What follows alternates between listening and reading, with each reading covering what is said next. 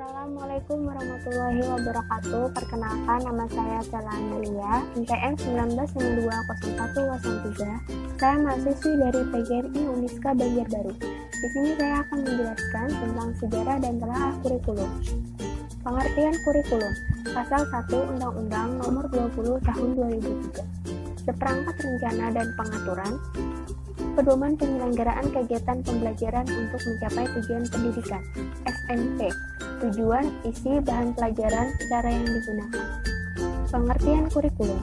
Kurikulum adalah seperangkat rencana dan pengaturan mengenai tujuan, isi, dan bahan pelajaran, serta cara yang digunakan sebagai pedoman penyelenggaraan kegiatan pembelajaran untuk mencapai tujuan pendidikan tertentu. Standar Nasional Pendidikan. 1. Standar isi. 2. Standar proses. 3. Standar kompetensi lulusan. 4. Standar pendidik dan tenaga kependidikan. 5. Standar sarana dan prasarana. 6. Standar pengelolaan.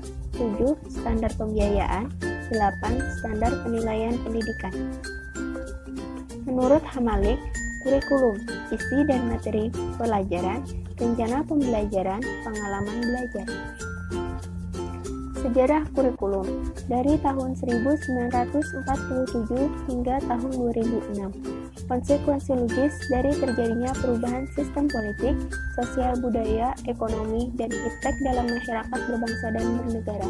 Kurikulum nasional dirancang berdasarkan landasan yang sama, yaitu Pancasila dan Undang-Undang Dasar 1945.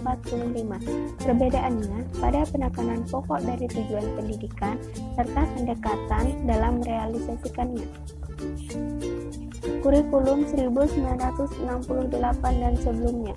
Awalnya pada tahun 1947, kurikulum saat itu diberi nama Rencana Pelajaran 1947. Masih dipengaruhi sistem pendidikan kolonial Belanda dan Jepang, Rencana Pelajaran 1947 boleh dikatakan sebagai pengganti sistem pendidikan kolonial Belanda. Mengalami penyempurnaan pada tahun 1952 yang diberi nama Rencana Pelajaran Terurai 1952, kurikulum ini sudah mengarah pada suatu sistem pendidikan nasional. Yang paling menonjol dan sekaligus ciri dari kurikulum 1952 ini bahwa setiap rencana pelajaran harus memperhatikan isi pelajaran yang dihubungkan dengan kehidupan sehari-hari. Menjelang tahun 1964, pemerintah kembali menyempurnakan sistem kurikulum di Indonesia. Hal ini diberi nama Rencana Pendidikan 1964. Ciri dari kurikulum ini adalah bahwa pemerintah mempunyai keinginan agar rakyat mendapat pengetahuan akademik untuk pembekalan pada jenjang SD, sehingga pembelajaran dipusatkan pada program Pancawardana Hamalik 2004, yaitu pengembangan moral, kecerdasan emosional atau artistik, keprigelan, dan jasmani. Kurikulum 1968 merupakan pembaharuan dari kurikulum 1964, yaitu dilakukannya perubahan struktur kurikulum pendidikan dari Pancawardana menjadi pembinaan jiwa Pancasila, pengetahuan dasar, dan kecakapan khusus. Kurikulum berorientasi pada materi subjek matter. Kurikulum 1975 berorientasi pada tujuan.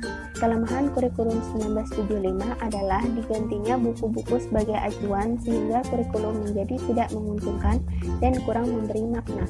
Selain itu, guru juga belum siap untuk melaksanakannya. Kurikulum 1984. Kurikulum 1984 memiliki ciri-ciri sebagai berikut. Berorientasi kepada tujuan instruksional. Pendekatan pengajarannya berpusat pada anak didik melalui cara belajar siswa aktif atau CBSA. Materi pelajaran dikemas dengan menggunakan pendekatan spiral. Menanamkan pengertian terlebih dahulu sebelum diberikan latihan. Materi disajikan berdasarkan tingkat kesiapan atau kematangan siswa. Kurikulum 1994. Pembagian tahapan pelajaran di sekolah dengan sistem caturwulan. Pembelajaran di sekolah lebih menekankan materi pelajaran yang cukup padat, berorientasi kepada materi pelajaran atau isi.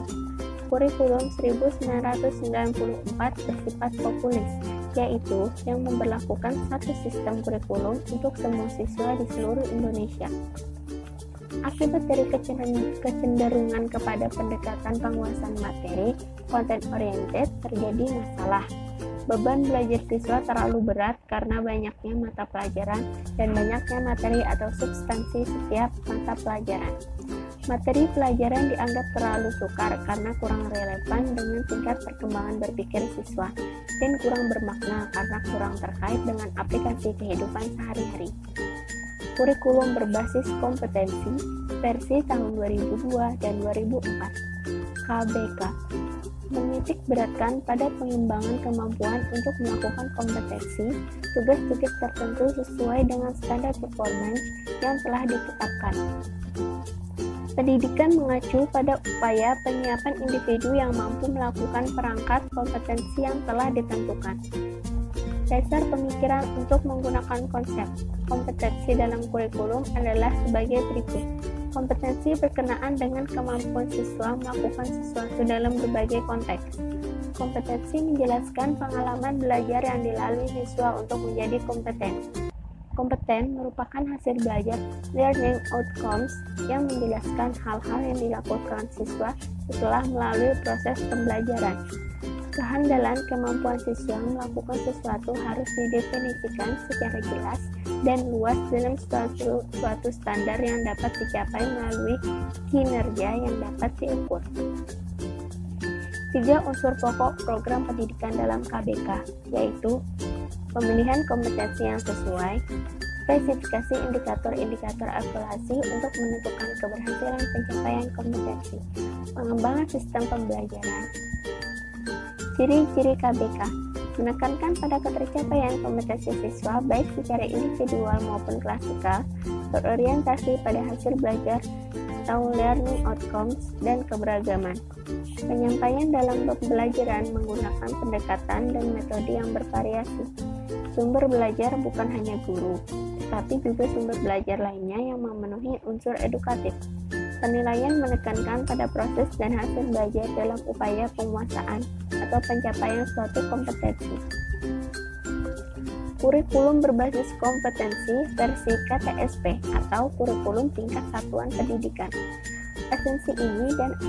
Esensi isi dan arah pengembangan pembelajaran tetap masih bercirikan tercapainya paket-paket kompetensi dan bukan pada tuntas tidaknya sebuah subjek matter, yaitu menekankan pada tercapaian kompetensi siswa baik secara individual maupun klasikal, berorientasi pada hasil belajar learning outcomes dan keberagaman.